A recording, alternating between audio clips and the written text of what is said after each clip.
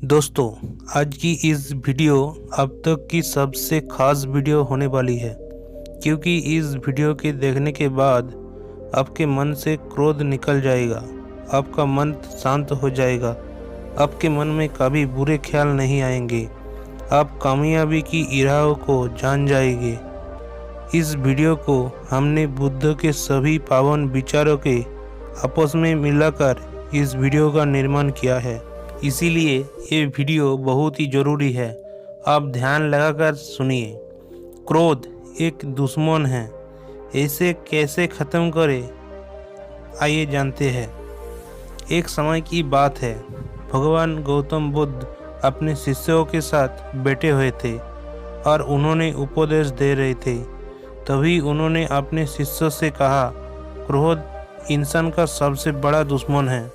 क्रोध करने वाला आदमी खुद को तो हानि पहुंचाती है, लेकिन दूसरों के भी हानि पहुंचाती है। वो प्रतिशोध के आग में जलता है और अपने जीवन को बर्बाद करता है।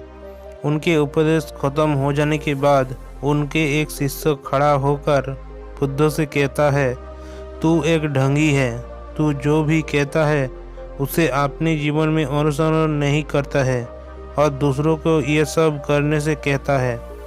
जब उनका शिष्य गौतम बुद्ध को उल्टी सीधी बातें कह रही था, तब गौतम बुद्ध ने उसे कोई प्रतिक्रिया नहीं दी। वो शांत बैठे हुए थे, लेकिन ऐसे में वो शिष्य और ज़्यादा गुस्सा में आ गया और उसमें गुस्से में आकर गौतम बुद्ध के मुंह पर थूक दिया। इसके बाद भी गौतम बुद्ध के गुस्सा नहीं आया और वो शांत बैठे रहे। उनका शांत चित्त देखकर उस शिष्य का गुस्सा और ज़्यादा बढ़ गया। महात्मा गौतम बुद्ध ने अपने चेहरे से थूक को पोंछा और चुपचाप बैठ गई। यह सब देखकर उस शिष्य को समझ नहीं आया कि वह क्या करे। गुस्से में आकर वह उस जगह को छोड़कर चला गया और अगले दिन अपने घर पहुंच गया। जैसे ही वो अपने घर पहुंचा, तब उसका दिमाग शांत हो चुका था। दिमाग शांत होने की वजह से उनको उस बात का एहसास हुआ कि उसने कितनी बड़ी गलती की है, उससे कितना बड़ा पाप हुआ है। वो खुद को मन ही मन कोसने लगा। वो सोचने लगा कि यह मैंने क्या कर दिया है, मैंने महात्मा बुद्ध का अपमान किया है, ऐसा पाप कैसे कर सकता हो, मैंने बहुत बड़ी गलती की है, मुझे जाकर महात्मा बुद्ध से माफ़ी मांगनी चाहिए। यह सब कहकर वो तुरंत गौतम बुद्ध के पास चला गया, लेकिन गौतम बुद्ध उस स्थान पर नहीं थे। वो शिष्य जगह जगह भटकता रहे, उन्हें खोजता रहे। जैसे ही उन्हें गौतम बुद्ध को मिला तो उसको चरणों में गिर गया और कहने लगा, मुझे माफ़ कर दीजिए, मुझसे गलती हुई है, मैंने आपका अपमान किया है, मैंने बहुत बड़ा पाप किया है। ये सब देखकर गौतम बुद्ध ने उससे कहा, शांत हो जाओ, क्या बात है, मुझे बताओ, तुम कौन हो। गौतम बुद्ध ने पूछने पर वो शिष्य चौंक गया। वह सोचने लगा कि महात्मा बुद्ध मुझे कैसे भूल सकता है, मैंने तो काल इनका अपमान किया था। ये सोचकर उसने महात्मा बुद्ध से बोला, मैं वही शिष्य हूँ जिसने काल आपका अपमान किया था और आप इतना जल्दी मुझे भूल गई। तब महात्मा गौतम बुद्ध कहने हैं, हमें कल की बातों की काल ही छोड़ देना चाहिए। अगर अच्छा हो या बुरा, उसके बारे में बार बार नहीं सोचना चाहिए। मैं बीते हुए बातों को पीछे छोड़कर आगे चलता हूँ और ऐसा ही सबको करना चाहिए।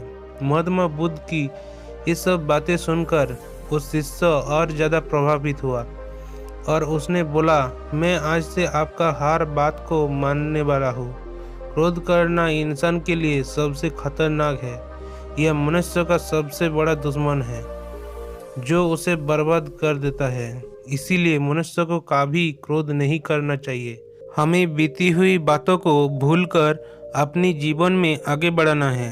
अगर कोई मानुष अपने बीती हुई बातों पर ज़्यादा ध्यान देता है तो उसका ध्यान पूरी तरह से भूतकाल में लग जाता है और वह ध्यान कभी आगे नहीं बढ़ पाता। इसीलिए हमेशा हमें पुरानी बातों को छोड़कर आगे सोचने रहना चाहिए। मन को शांत कैसे करें, तो आइए देखते हैं और एक कहानी।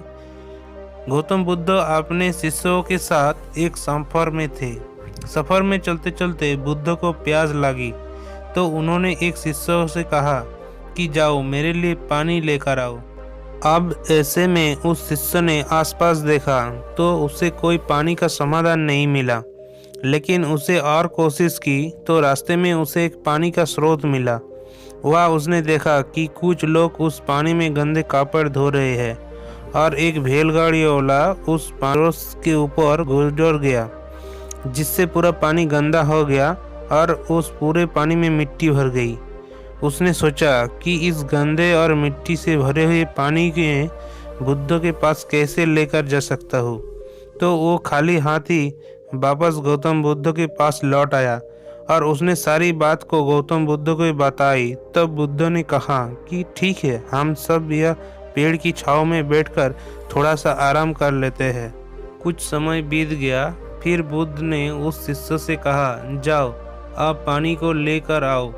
तब वो शिष्य वापिस उस पानी के स्रोत के पास पहुंचा। वह जाकर उसने देखा कि पानी बिल्कुल साफ हो गया था और वह पानी पीने के योग्य हो गया।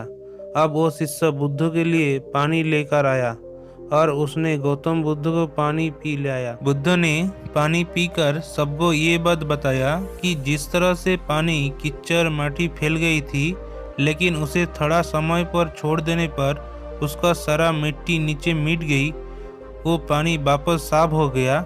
उसी तरह से हमारे दिमाग भी, जब हमारा दिमाग अशांत हो जाता है तब उसे थोड़ा वक्त देकर उसे शांत करना चाहिए।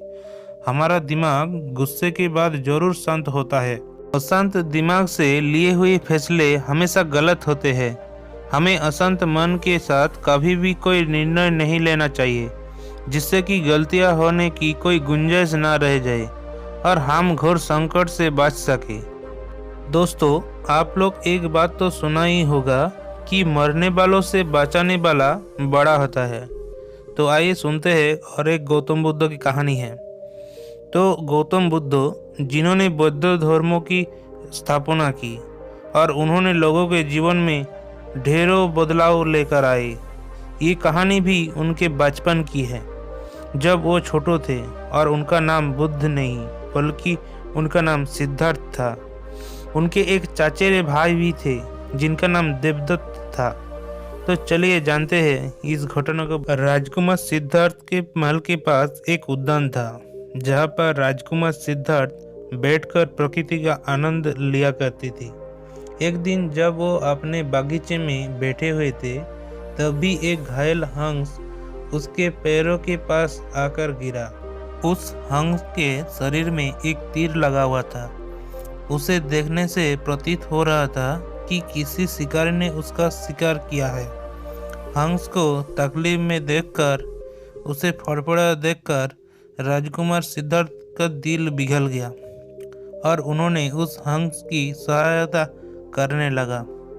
उन्होंने सबसे पहले उस हंस की शरीर से तीर निकाला और उसके घायल हुए जगह पर मलहम लगाकर उसकी पट्टी कर दिया।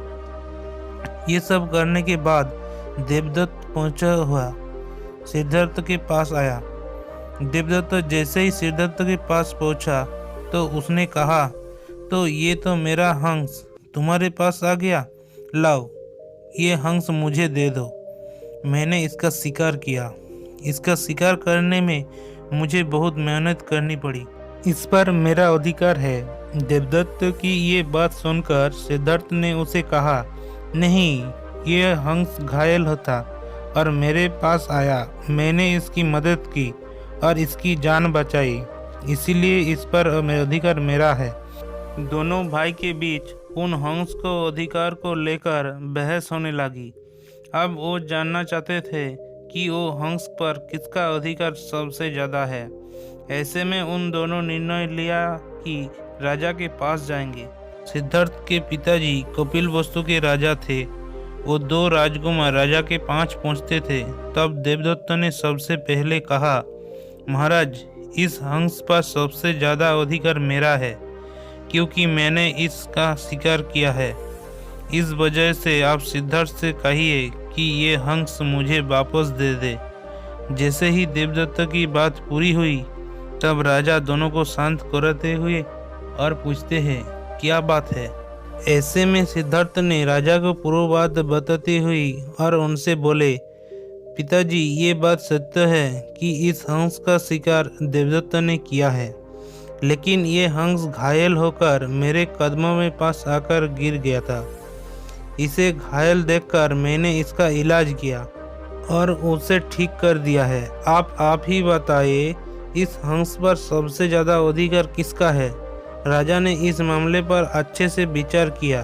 विचार करने के बाद उन्होंने सभा में बहुत बड़ी बात कहा, और वो बात ये थी कि मरने से बचाने वाला का अधिकार सबसे ज़्यादा होता है।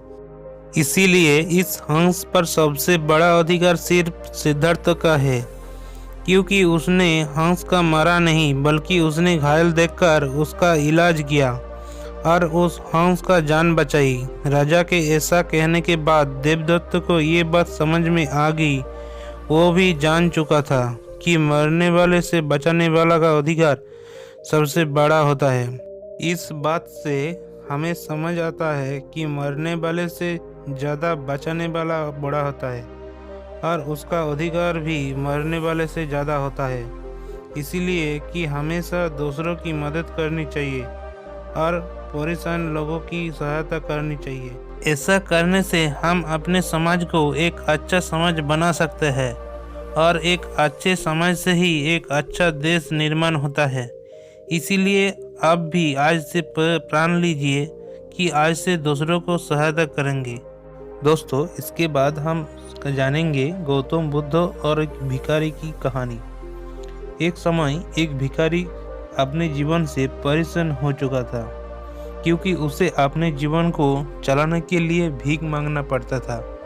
उससे हर एक चीज़ खरीदने के लिए उसे भीख मांगना पड़ता था। इसी बात के लिए वो दुखी रहता था और वो दिन भर यही सोचता रहता कि अपने जीवन को कैसे बदले। ये सोचकर वो निराश हो जाता था। वो हर दिन देखता था कि बहुत सारे लोग निराश होकर आंखों में आंसू लेकर हुए विभिन्न चिंताओं से परेशान हुए गौतम बुद्ध की तरफ जाते हैं, लेकिन जब वापस लौटते हैं तब उन्हें चेहरे पर मुस्कान होती है, वो खुश होती है। वो भिखारी समझ नहीं पा रहा था कि गौतम बुद्ध उन लोगों के ऐसा क्या दे देते थे जिन्होंने वो लोग खुश हो जाते थे। वापस लौटते हुए उन लोगों को हाथों में ना तो ढेर सारे पैसा थे, ना सोना होता था, ना चांदी होता था। तो ऐसा क्या था कि जो वो लोग बुद्ध के पास लौटते थे वो लोग इतना खुश होते थे। यह सब सोचकर वो भिखारी ने निर्णय लिया कि वो भी बुद्ध के पास जाएगा, जिससे सभी लोग के दुख खुशी में परिवर्तित हो जाता है। वह बुद्ध से मिलने के लिए उनके पास चल पड़ा। जहाँ बुद्ध मौजूद थे वह बड़ी लंबी कतार लगी हुई थे, तो वह भिखारी कतार में लग गया। कतार में लगकर अपना बारी का इंतजार करने लगा। देखते ही देखते उसके बारी आ गई और उसने बुद्ध से कहा, बुद्ध, मैं एक गरीब हूँ, मेरे पास कुछ भी नहीं है। मुझे अपना जीवन चलाने के लिए दूसरों से भीख मांगनी पड़ती है। अगर आप बताए कि मैं अपने जीवन को कैसे बेहतर बना सकूं। ये सुनकर बुद्ध ने कहा, तुम गरीब नहीं हो, तुम्हें ऐसा लगता है क्योंकि आज तक कभी तुमने किसी को लिए कुछ नहीं किया है, ना ही तुमने कभी किसी को कुछ दिया है। बुद्ध की बातें सुनकर भिखारी के मन में एक आशंका जाग उठी। अपनी आशंका दूर करने के लिए भिखारी ने पूछा, मैं तो एक भिखारी हूँ, मैं लोगों को क्या दे सकता हूँ और मैं लोगों का सहायता कैसे कर सकता हूँ। मुझे तो खुद का जीवन चलाने के लिए दूसरों से सहायता मांगनी पड़ती है। ये सब बातें सुनने के बाद बुद्ध ने थोड़ी देर चुप रहे और फिर भिखारी को बोले, तुम्हारे पास हाथ है जिससे तुम लोगों की सेवा कर सकते हो और दूसरी का भला कर सकते हो। इसके अलावा तुम्हारे पास मुंह है जिसके द्वारा तुम लोगों के साथ अच्छे अच्छे बातें कर सकते हो और दूसरों का हौसला बढ़ा सकते हो। यह सब करके तुम दूसरों की सहायता कर सकते हो। जरूरी नहीं है कि दान सिर्फ पैसा से किया जाता। हम चाहे तो शिक्षा का दान कर भी सकते हैं। ऊपर वाले ने अगर किसी को अच्छे शरीर दिया है तो वह कभी गरीब नहीं हो सकता, बल्कि दिमाग से गरीब है। हमें अपने विचारों को बदलाना चाहिए, उससे हमारा जीवन खुद ही बदल जाएगा। बुद्ध की ये सब बातें सुनने के बाद भिखारी बहुत ज़्यादा खुश हो गया और उसका मन भी संतुष्ट हो गया था। हम सभी इस बात का चिंतित में समय बर्बाद कर रहे हैं कि हम गरीब हैं, लेकिन यह सत्य नहीं है। सत्य तो यह है कि जब तक हमारे शरीर पूरी तरह से बेहतर है, हम उसका उपयोग करके आगे बढ़ सकते हैं और खुद के जीवन को बेहतर बना सकते हैं।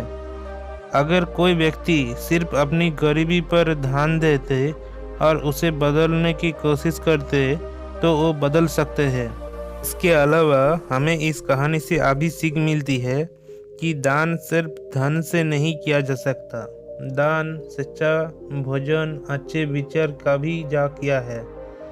अगर आपके पास धन नहीं है तो आप शिक्षा का दान कर सकते हैं। सब कुछ स्वीकार करना जरूरी नहीं। उस महान लड़की को कोई नहीं जानता। गौतम बुद्ध ने ऐसे दिलाई पहचान। एक बार गौतम बुद्ध एक मरुस्थल प्रदेश में गए उनसे मिलने के लिए।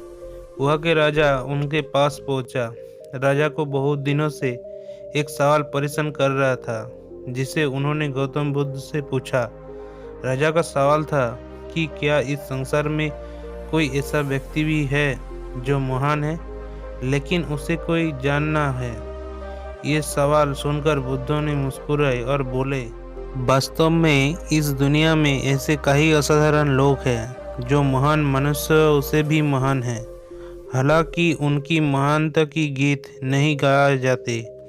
ये सुनकर राजा ने आश्चर्य से बोला, ऐसा कौन हो सकता है कि कोई महान है लेकिन कोई उसकी महानता से वाकिफ ना हो।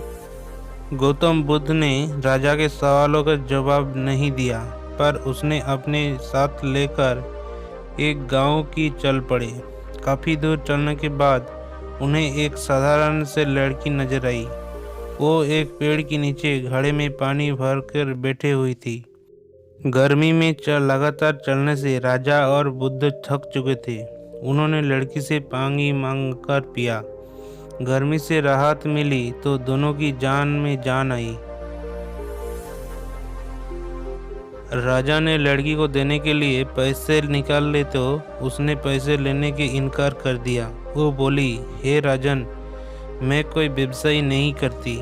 आप इस पेड़ को देखो, या किसी से कुछ नहीं मांगता। निस्वार्थ भाव से सभी को अपनी छाँव के जरिए गर्मी से राहत देते हुए सबको सुख पहुँचाते हैं। इसीलिए मैं दूर से घड़े से पानी भर के यहाँ बैठती हूँ ताकि इस पेड़ को पानी दे सकूँ और आने जाने वाले लोगों को गर्मी, प्यास, थकान से राहत पहुँचा सकूँ। इस लड़की के आगे कहा, हे राजन, मेरे पानी पिलाने के सेवा से मुझे असीम शक्ति मिलती है। ये बात सुनकर राजा को बड़ा संतुष्टि मिला और उन्हें अपनी सवालों का जवाब मिल गया था। दोस्तों, इस पूरी कहानी से अगर हम थोड़ी सी सीख अपने जीवन से उतारते हैं तो हमारी जीवन पूरी तरह से बदल जाएगी। अगर ये वीडियो आपको अच्छा लगा तो प्लीज़ चैनल को